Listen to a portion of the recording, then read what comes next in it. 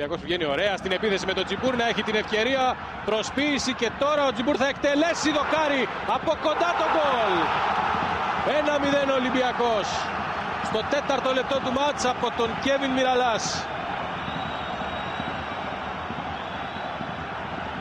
Πολύ ωραία κάθε την παλιά για τον Τζιμπούρ. Δεν κατάφερε αυτός να στείλει την μπάλα στα δίχτυα.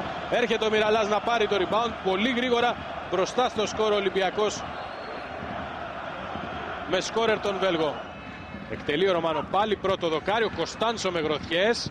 Το σουτ. Η μπάλα φτάνει στο Χίμπλικερ που από κοντά δεν θα καταφέρει να βρει εστία. Out. Καλή στιγμή για τον Εργοτέλη στο 16. Φουστέρ στην εκτέλεση με πάσα αυτή τη φορά. Σέντρα, καλή σέντρα, κεφαλιά δύσκολα. Ο Πίρσον σε κόρνερ. Κεφαλιά του Μαρκάνο. Πίσω ο Γιωβάνοβιτς στον Πίρσον. Κακή απομάκρυνση πάνω στο Μιραλάς. 3 με 3.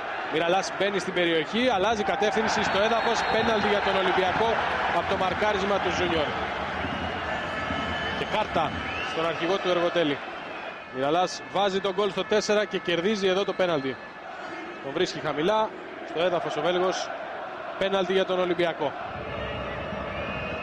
Ο Πίρσον πέφτει, δεν θα καταφέρει να σταματήσει την πορεία της μπάλας προς τα δίχτυα. Είναι το γκολ από τον Νταβίτ Φουστέρ. 2-0 ο Ολυμπιακός.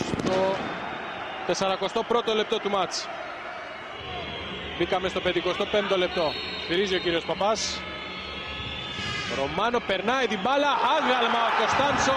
2-1 ο Εργοτέλης. Μειώνει με αυτή την εξαιρετική εκτέλεση από τον Ρωμάνο.